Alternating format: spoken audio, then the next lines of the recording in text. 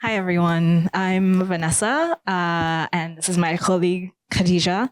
We're Research and Evaluation Associates at MediaSmarts, which is Canada's nonprofit charitable center for digital media literacy. This presentation is titled Best Practices in Digital Empowerment and Literacy Skills for Survivors. We would like to acknowledge, along with the land acknowledgements that have been given today, that our MediaSmarts offices are located on unceded Algonquin and Anishinaabe territory in Ottawa, Ontario. In this presentation, we will share lessons learned and best practices on the process of designing, implementing, and iteratively evaluating a digital media literacy program following a trauma and violence-informed approach. We will learn about key digital media literacy needs and challenges surfaced by survivors and facilitators in the Resilience Through Digital Smarts program, which is a program that we developed as part of this project. And we will have considerations involved in responding to those needs. We will also consider ways, or have you consider ways, to incorporate or supplement lessons learned and best practices in your own programs and practices. A bit of a content warning, as many of the presentations do today. This presentation will contain discussions of trauma, violence, and abuse. If you experience distress from these discussions, we encourage you to step away and take a break if you need to. So before we begin, a bit about MediaSmarts. As I mentioned, it is Canada's nonprofit charitable center for digital media literacy. Our vision is that everyone is empowered to engage with all forms of media confidently and critically. To achieve this goal, we conduct and disseminate original research that contributes to the development of our resources, as well as informs public policy on issues related to digital media. We also develop internationally recognized educational programs for teachers, parents, general audiences, and others. And we conduct awareness-raising activities to further digital media literacy in Canada. So the project that we're talking about today is Moving On Digital Empowerment and Literacy Skills for Survivors, or MODELS, as we'll refer to it today. This is a 4-year intervention research project designed and developed by MediaSmarts. MODELS is funded by the Public Health Agency of Canada and focuses on tech-facilitated violence and abuse, or TFVA, as we'll refer to it in this presentation. This is a form of abuse or controlling behavior which involves the use of technology to coerce, stalk, surveil, or harass another person. This is in simple terms. It, of course, contains a lot of complex harms within it. Our main goal with this project was to design a digital literacy program to meet the needs of survivors of TFVA and the practitioners who support them. The MODELS project, I'd say, has 3 guiding approaches. The first is a foundation in a trauma and violence-informed approach, which realizes the impact, signs, symptoms of trauma, understands potential paths for recovery, seeks to actively resist re-traumatization, and integrates this knowledge about trauma into all practices. MODELS also addresses TFVA as a complex online harm. So this involves recognizing that TFVA includes intersecting harms such as online harassment and online misinformation, which are experienced by survivors all at the same time. So these multiple and coexisting online harms also intersect with pre-existing forms of oppression, marginalization, exclusion based on gender, sexuality, race, economic status, and so on, and are also impacted by digital equity gaps that survivors experience, such as access to digital devices and digital skill building. On top of that, online abuse also exists collectively and concurrently within the same spaces in which education, social connection, civic engagement, and other enriching online experiences happen.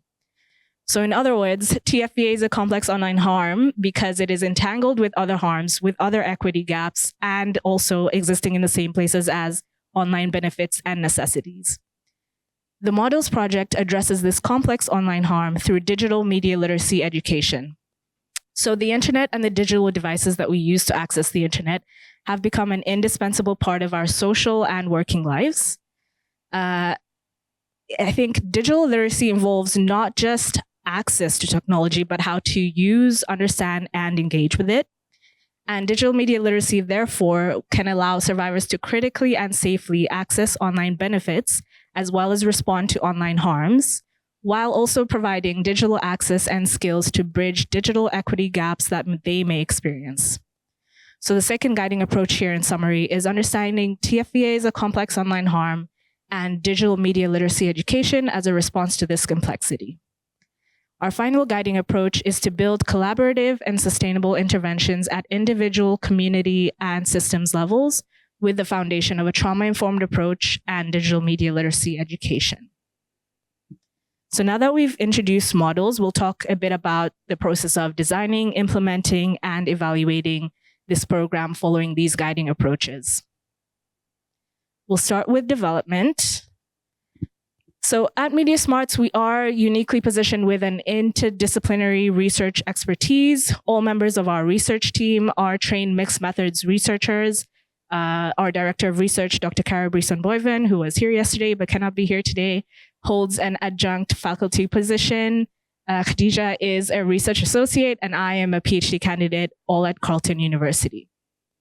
We also hold expertise in educational resource development. We have an in-house education team, which consists of 3 educators with expertise in Canadian curriculum development.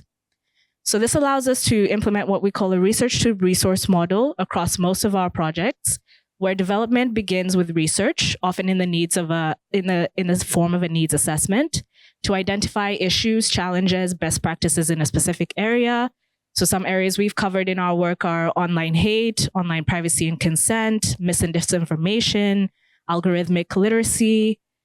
And once we do the research, we can hand our findings directly to our education team, who designs resources and interventions to address the issues that have surfaced, as well as draw on the identified best practices coming out from the research. So once a resource is developed, our teams work together to pilot, test, and evaluate it in classroom and community settings whenever and wherever we can. And this evaluation process allows us to have an iterative development and design of the intervention or resource. This means that we incorporate evaluation findings into the resource and make changes as the program continues. After evaluation is complete, we publish an evaluation report to share our results with others in the form of lessons learned and promising practices, and we'll be doing that for this project. So in the case of the Models project, we used a pre-existing program that we had called Digital Smarts as a foundation of the project. The Digital Smarts program is a series of 8 workshops, each lasting about an hour, and it's designed to teach everyday digital skills to underserved or underrepresented populations. In the Models project, we adapted this existing program, to reach a new population, and that is survivors of TFVA, and to reach them in a new setting, which is emergency shelters and transitional homes, and in a new context, which is preventing or addressing TFVA. We developed this project collaboratively, and we did so in several ways. Our guiding principle in developing, implementing, and mobilizing these resources was understanding our primary audience's needs. We also wanted to ensure meaningful collaboration with experts and practitioners who support them. So our primary audience is survivors of family violence and TFVA specifically. The program and its resources were therefore developed following a literature review, as well as a needs assessment, which happened in February to March 2023. And that included focus groups with 17 practitioners in the violence against women, or VAW sector, and 24 survivors of TFVA from across Canada. In addition to extensive research into TFVA, as well as trauma-informed approaches, we also developed this program in collaboration and consultation with a project advisory committee, which consists of 15 external advisors, including researchers, practitioners, and frontline staff in the VAW sector. So this committee included our service delivery partners, who comprised of frontline staff and practitioners from local, provincial, territorial, and national organizations in the VAW sector across Canada. We also worked with a number of other collaborators, translators, graphic designers, literacy and accessibility consultants, Indigenous facilitation and evaluation experts, and then finally, We received ethics approval from the Community Ethics Research Board, which is an organization that is dedicated to providing research ethics for community organizations that are conducting community-based research studies like this one. So receiving ethics approval helps us to ensure that our project follows the ethical standards needed to conduct research with survivors of TFVA who are considered a vulnerable population, and to do so in a way that is safe. So our collaborative approach did allow us to develop a program and resources that were responsive to our needs, to the needs of our chosen audience. And the needs assessment in particular was really valuable in highlighting the different categories of survivors and practitioners' needs. So going into the needs assessment, we expected that there would be some needs related to how survivors in crisis can protect themselves online and how practitioners can support these survivors in crisis. So indeed, we heard from survivors and practitioners about trouble with navigating, location tracking, safeguarding email and other online accounts that perpetrators may have access to, or in some cases, not even knowing that these were things that they had to think about.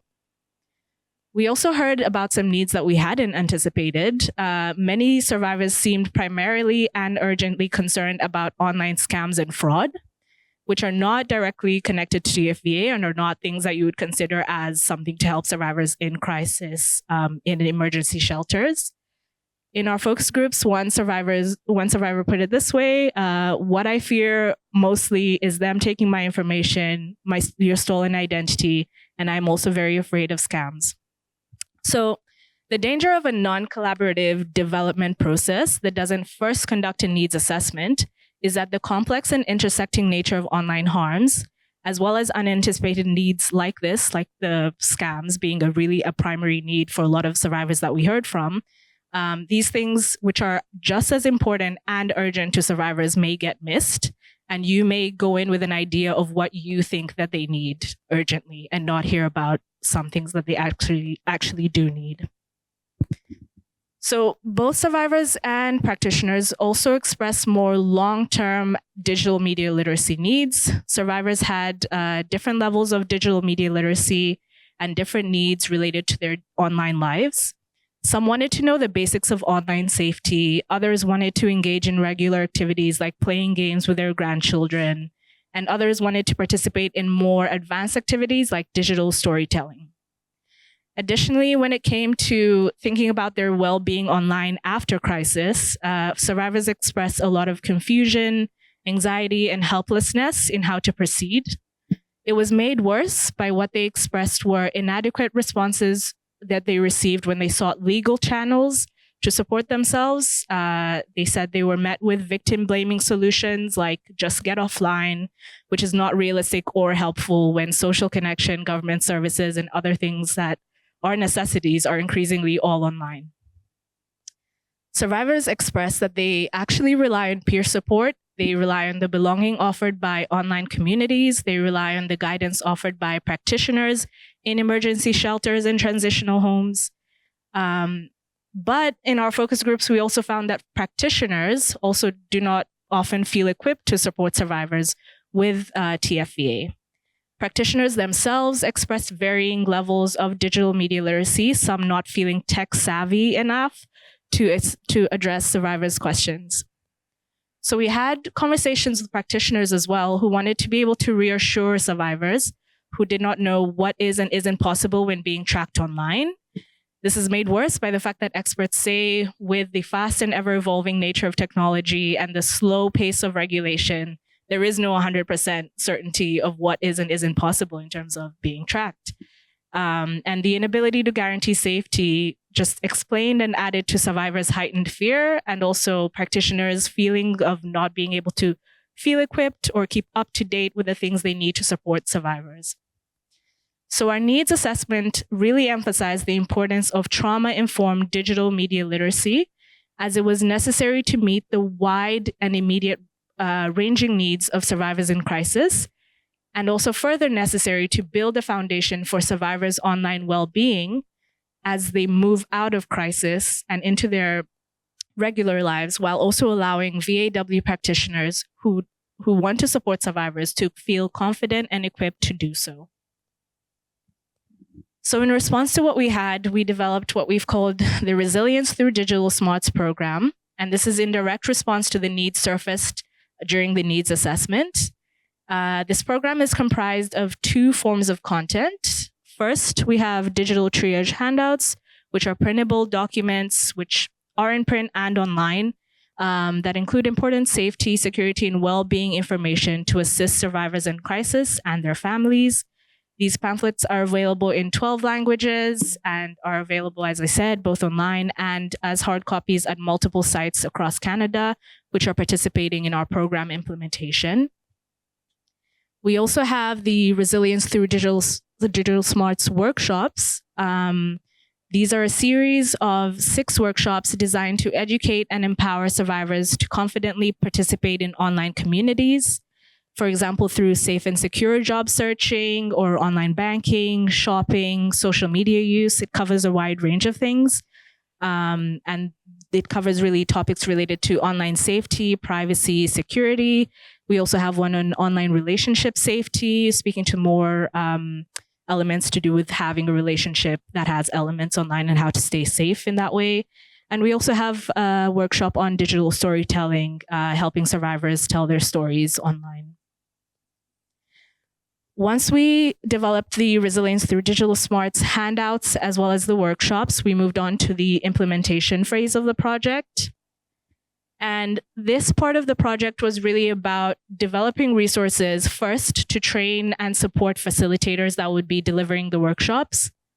And we had a number of resources that we developed, including a facilitator guide, which was meant to assist with delivering the workshops more generally, including an introduction to the workshop content and offering advice on preparing for and presenting these workshops, because of course, the facilitators are working in emergency shelters and transitional homes, but do not necessarily have the expertise to deliver a workshop on digital literacy.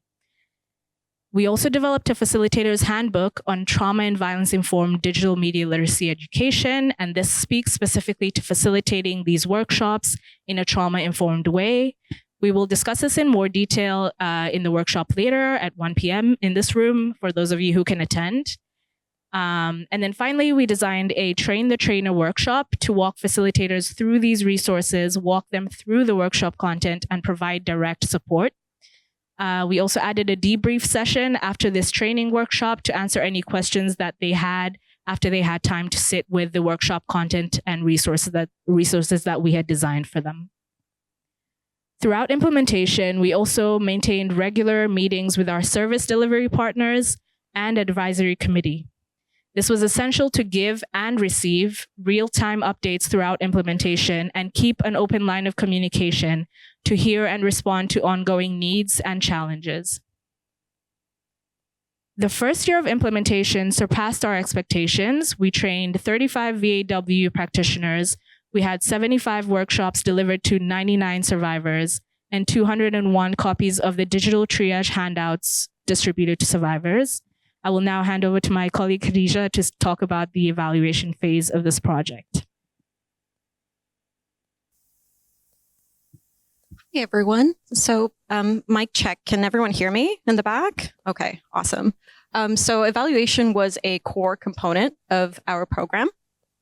The surveys, or more like all of our instruments, were designed, informed by our needs assessment and in collaboration with several different sort of factors. So we had an advisory committee, as Vanessa mentioned, that we collaborated with. We had Indigenous evaluation consultants, accessibility experts, and our evaluation consisted of 2 sort of participant groups. We wanted to survey participants. We had survivors specifically. So we had pre and post workshop surveys for survivors. And we also had a follow-up interview that, was voluntary for those who were interested. We also had a post-workshop facilitator survey. It was a bit longer than the survivor surveys, intended to be filled out after they complete or directly after they complete a workshop with flexibility. Our evaluation design was iterative. We continuously collected feedback from survivors, from facilitators, and service delivery partners, and used this to sort of update and revise our evaluation as we went forward.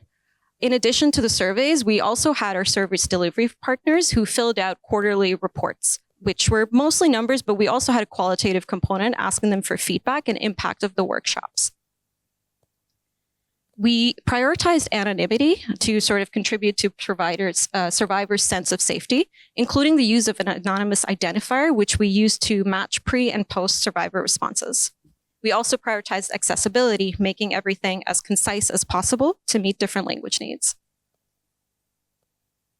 And so at the time of this slide, I should say, 59 participants had completed the surveys for survivors. We had 16 facilitator survey responses, and 2 more have come in since then.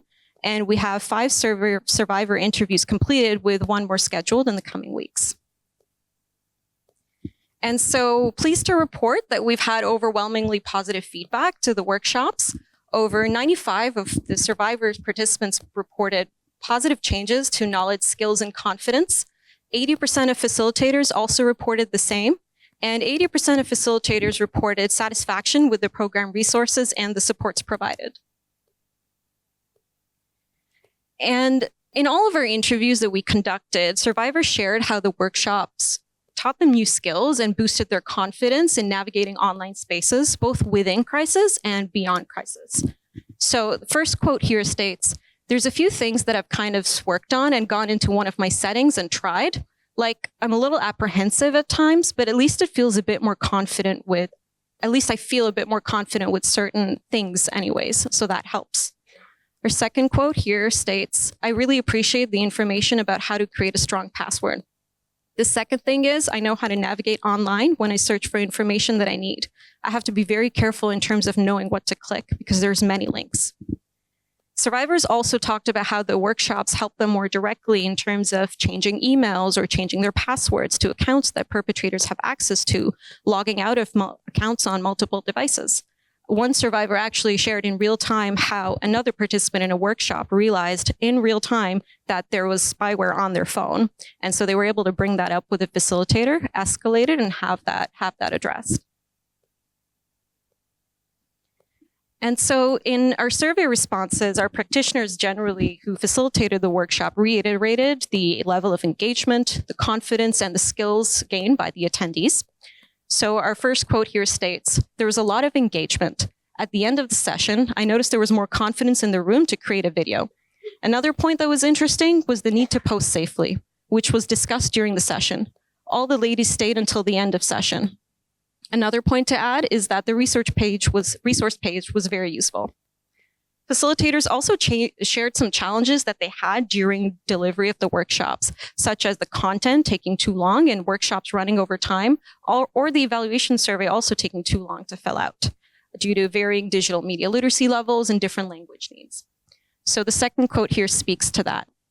"For the participants who are not comfortable on computers, there's too much content to become familiar with. There were also a lot of participants who opted out of the survey because they don't feel comfortable giving even their demographic information to a random survey." And so early on in the implementation, we also heard from facilitators that the identifier process that we had created felt invasive to participants. So we had 6 questions, standard research practice used to create a anonymous code using personal information in the sense that we would ask questions like, "Do you have a favorite color? If yes, please enter the first letter, and if no, please enter Z. Or what is the last number of your age?" And these questions are designed to generate an anonymous code to identify participants without actually gaining any of their identifiable information in real life. And for each question, we developed these in collaboration with an Indigenous evaluation consultant. And answering was voluntary. We had a prefer not to answer option. But survivors taking the workshops are understandably already worried about being tracked online. And the workshops we hosted also discussed online safety, including avoiding giving out information that might be used for security questions, which is honestly great that they were critical of this. It means we're doing a good job, hopefully. And so while this, did create a bit of friction in the evaluation process, we were able to take this and adapt, which is really the value of the iterative model that we had. And so here are some of the changes we made to the program as a whole based on feedback. We included more language in our digital triage handouts because we had heard from service delivery partners about emerging sort of language needs. We initially started with 8 languages, so English, French, Arabic, Hindi, Urdu, Punjabi, Mandarin, and Ukrainian. And then we added 4 more, so Farsi, Tagalog, Somali, and Turkish. We also responded to the feedbacks about the workshops and the evaluation survey. We shortened our consent form considerably, added headers, highlighted the important parts of the consent form. We also cut out certain sections of the evaluation survey and reworded and we did a massive culling. We cut that. Another thing we did was meet with service delivery partners to talk about the workshop content. Figuring out, at what points does it get too long? Where can we sort of cut it off in a way that is easily digestible to survivors and still maintain a continuity and a flow? And so we were able to collaboratively do that with our service delivery partners.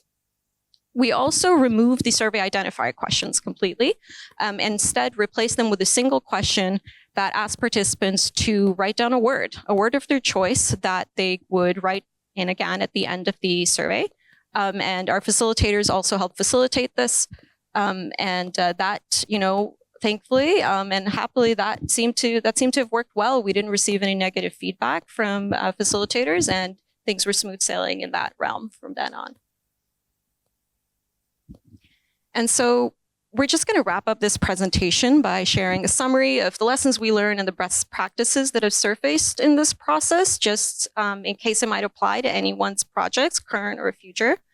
At each stage of the project, the primary lesson was to understand participants' needs, survivors' needs, and respond to them. So consistent communication through, at various points, with focus groups, during meetings, with surveys, training sessions, just everywhere we could, and any other ways to assess survivor and practitioner needs was extremely, extremely valuable.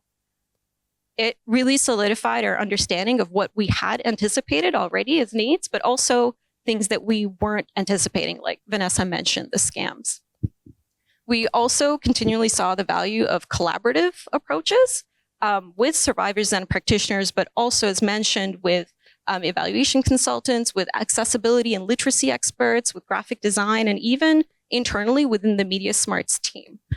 We also highlight and stress the value of sustainable approaches and focus not only on addressing immediate needs, but also long-term needs that survivors can take with them beyond crisis. Also something that they stressed during the needs assessment. And not only does this mean supporting survivors, but it also means supporting practitioners who want to feel tech savvy enough to navigate their own online world and confident enough to support survivors in this realm. And finally, it was emphasized again and again, over and over, about how things need to be accessible. Things need to be clear, they need to be concise. There are varying digital media literacy levels for both survivors and practitioners, and there's different language needs across both audiences as well.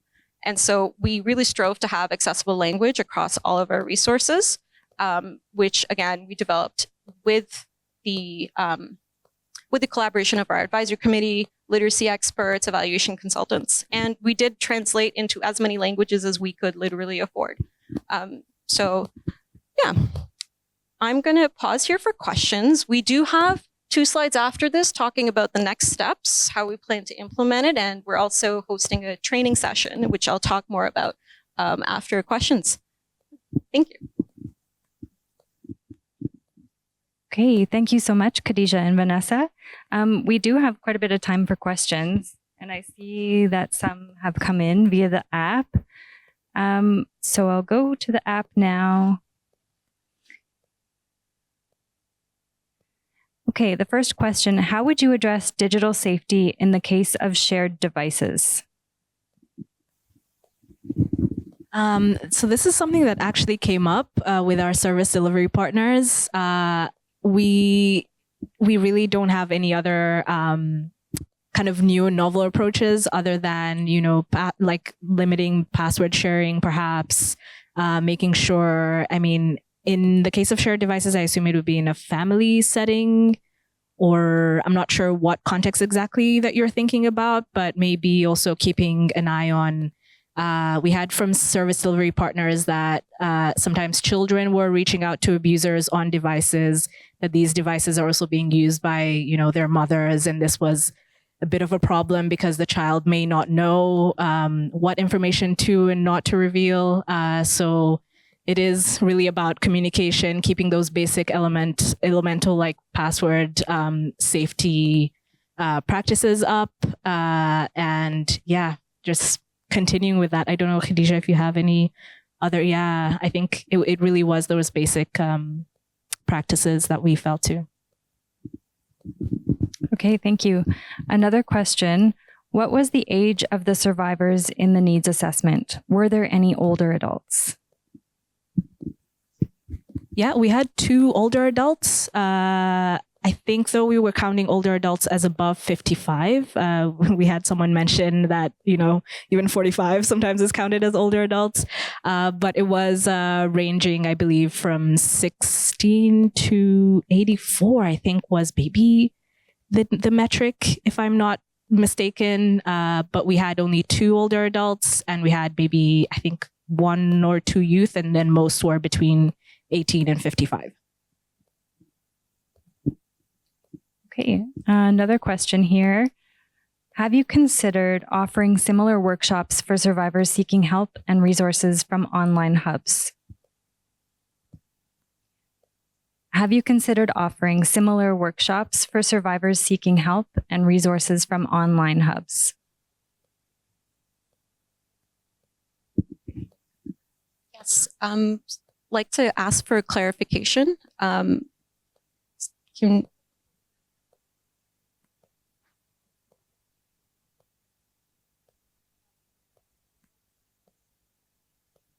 a sort of like social media type situation where there's like a community that they're active in, or more just online in general?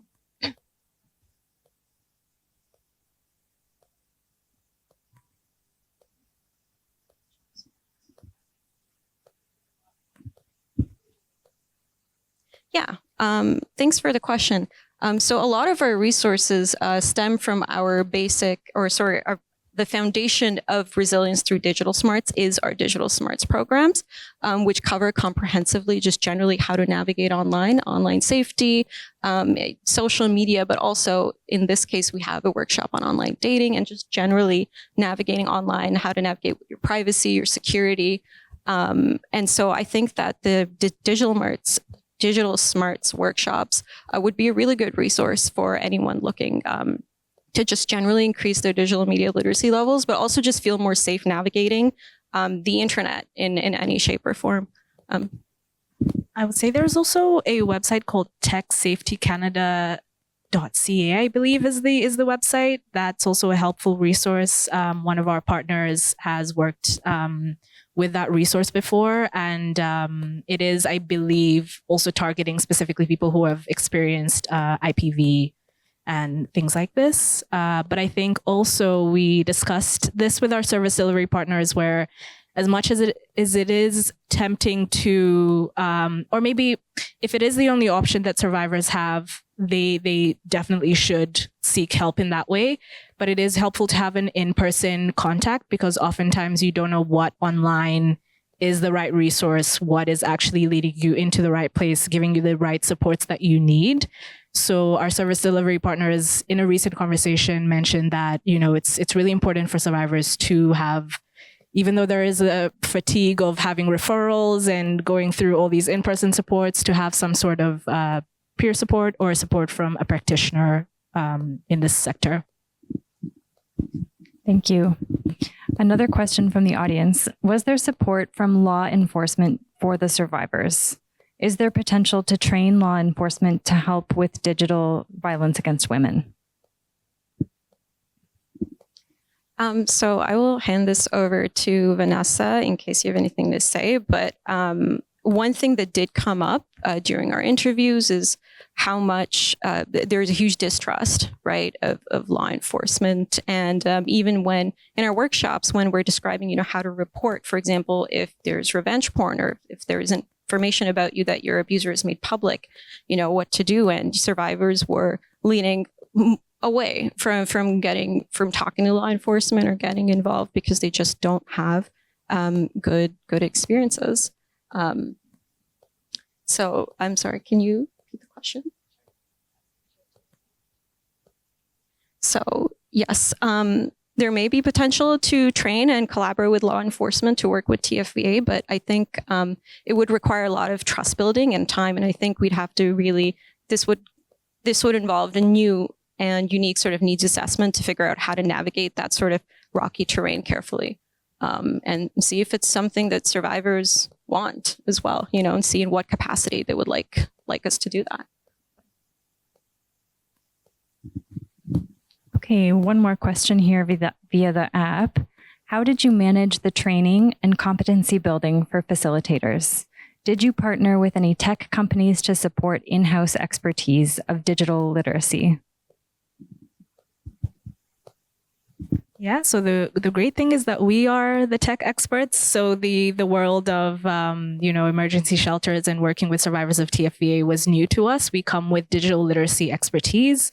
So the important thing actually for us was having Indigenous evaluation and facilitation experts who had worked with communities that were survivors of violence, and working with our service delivery partners to ensure that we delivered the training in a way that facilitators would receive. In developing a couple of our resources, we were told very explicitly by practitioners that, you have to make things as concise and clear as possible. We had, we'll talk about a bit about this in the workshop at 1 p.m., but we had just very clearly signposted elements in our resources. For example, color coding, one color for like the things that you need to consider before you deliver a workshop, one color for the things you need to consider during a workshop, another for after, having a tip sheet at the end, which summarizes everything in one page that facilitators can carry with them,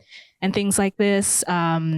And also, I think it was really important to have not only the training session, but also a debrief session afterwards where we could offer one-on-one support for the facilitators that had any additional questions once they had gone through the training session, kind of digested everything, and were able to think about what additional supports or questions or clarifications that they needed. Yes, and as Vanessa said, we are multidisciplinary, and we have an education team that is well trained and well versed in digital media literacy. One of us has been doing it for like 20 years at this point. And same for the research team. We're interdisciplinary. I'm a computer scientist. Vanessa's anthropology. So we have it's really valuable to have that sort of expertise on a team. Yeah. Great. That's all the questions from the app for now. If you have more questions later, you can add them, and Vanessa and Khadija can answer them via the app later on. You had a few more slides.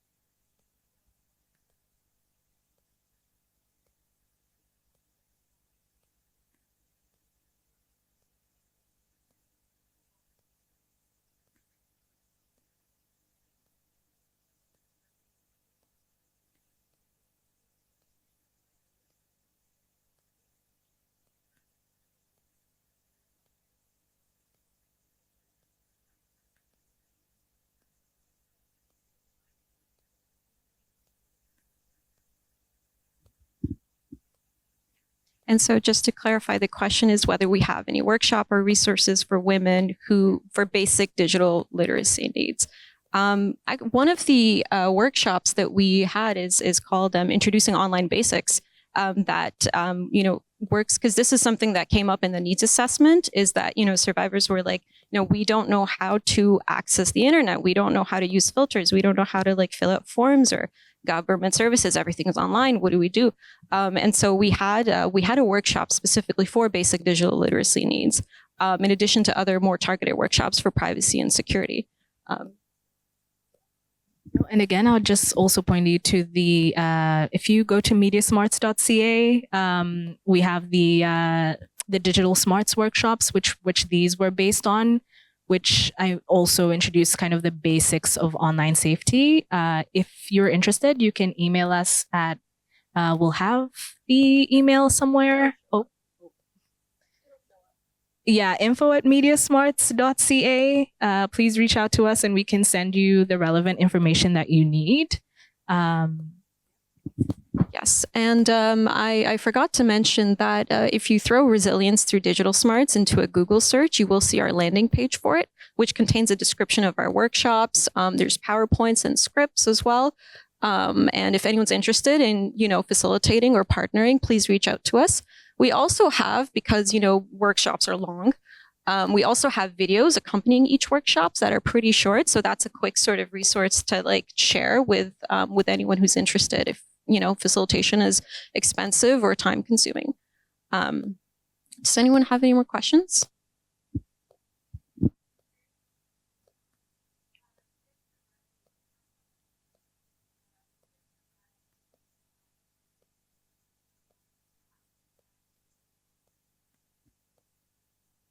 So the question was whether we provide training to frontline staff. And yes, we absolutely do provide training. And we actually have a training session coming in January 2026.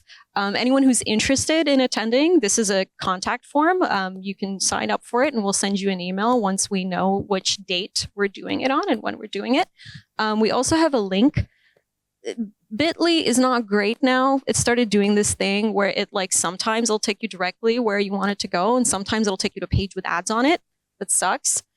So it's kind of sketchy. It's safe, but yeah, please just scan the QR code. Yeah. Oh, I should.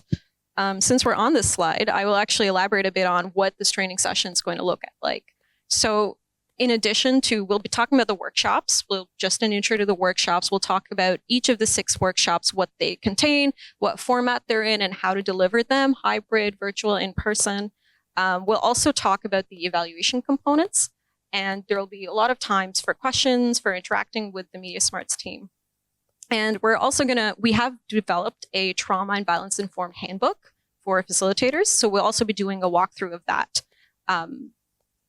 And I think that covers it. If anyone's interested in attending, please scan the QR code, and hopefully we'll see some of you there.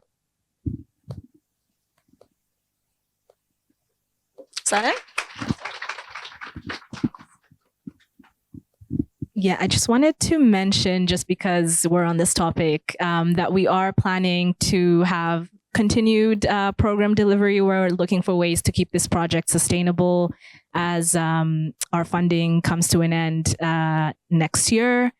We are writing and releasing a report next year, which will be available on our website, I believe, which will capture promising practices, lessons learned from each stage of the project.